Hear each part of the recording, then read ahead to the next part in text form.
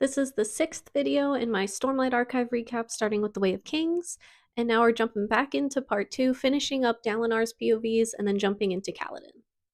It's POVs. POV. So we know that Sadeas is High Prince of Information, and Dalinar still wants to be High Prince of War, and he wants to show that he should be some way. So he thinks if he can get another High Prince to do like joint plateau assaults with him, then he could prove to Elhokar that these princes will work together, work with him.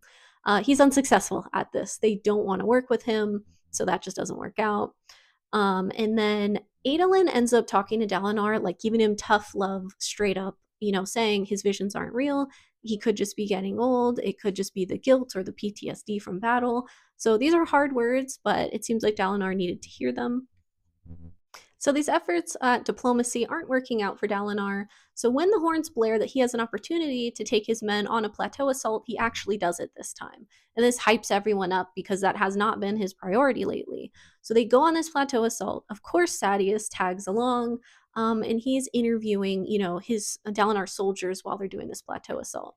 Long story short, they are successful with it. They do fight off the Parshendi, and they get the gem heart, and there's glory spren all about.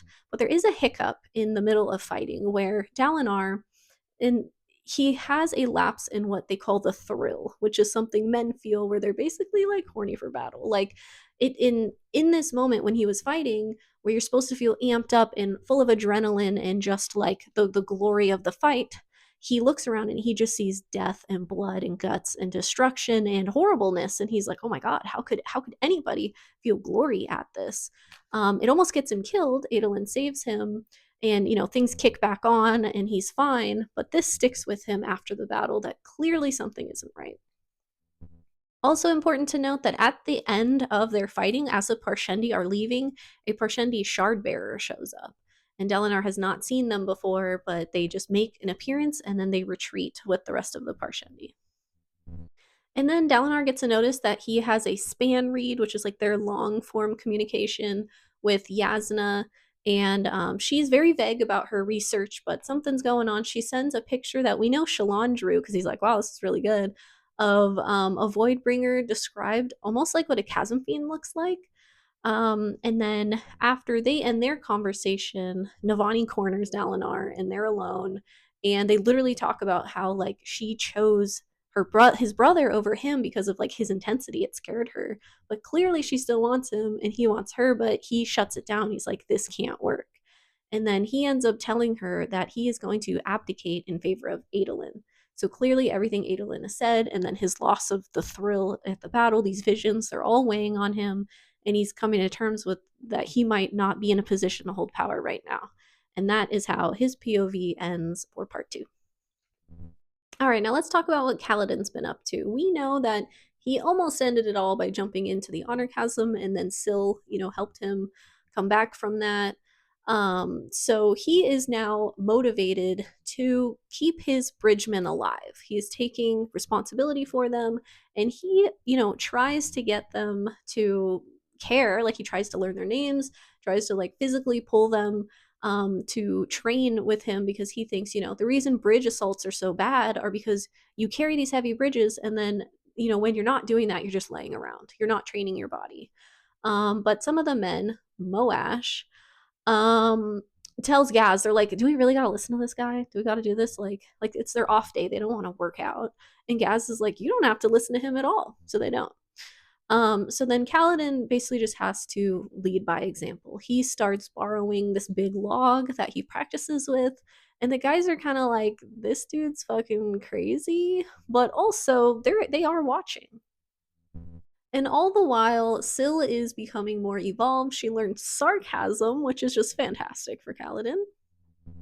And then we go into the first of Kaladin's flashbacks. So this one is 7 years ago, and we learn that Kaladin is close friends with the City Lord's daughter.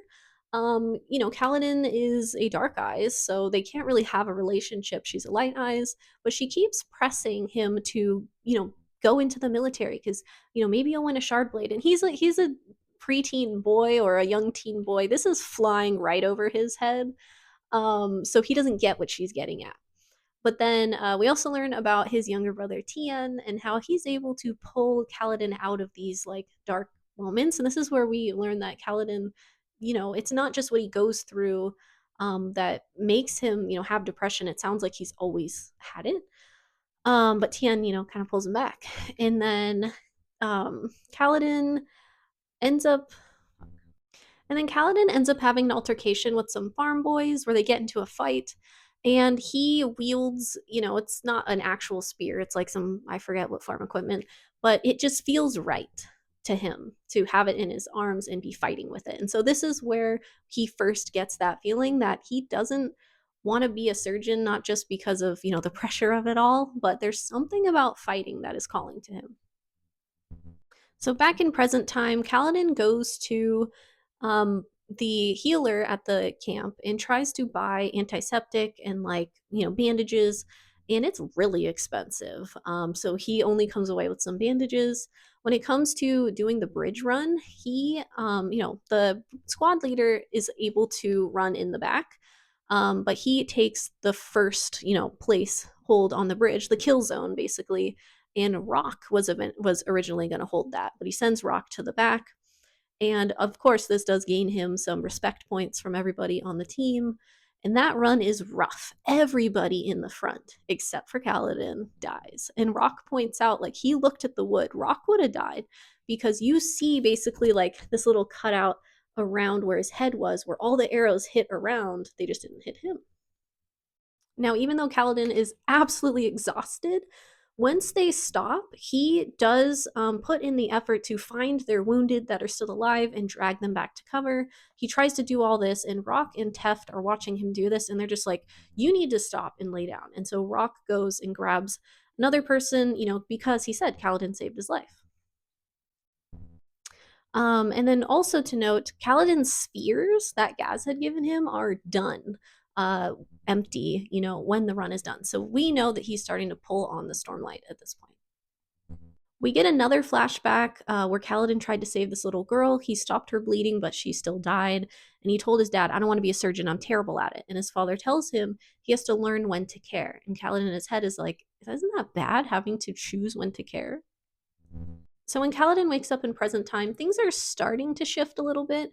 Hobber is very thankful that he saved his life, but he still had an arrow to the to the leg, so he can't fight. And then David has battle shock; he's just totally gone, but alive. And Gaz tells him that Sadeas is obviously not happy about Kaladin saving these men, and so they're not going to feed them or give them any water while they can't do a bridge run. So Kaladin has to split his meal, and he's trying to see if anyone else wants to.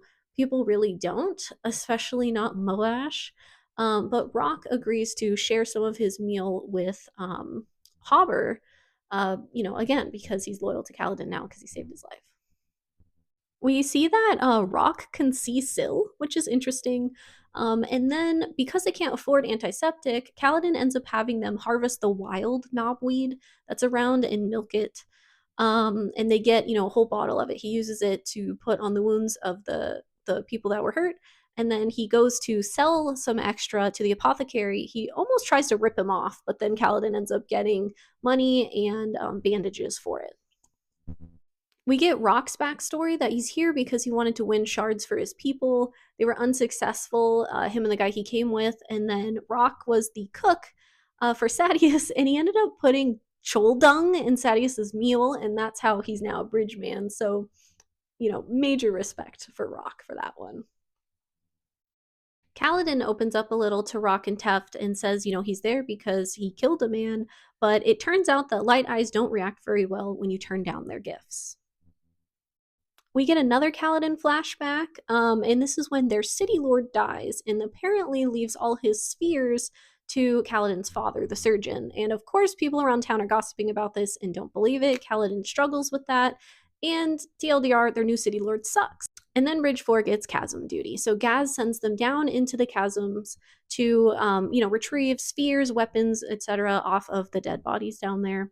We learn that the Parshendi grow their own armor, and we also get to see Kaladin shut up Moash and the haters when he finds a spear and just his body takes over and he starts using it. And they see that, yes, Kaladin had to have been a soldier in his past because he's a badass with it.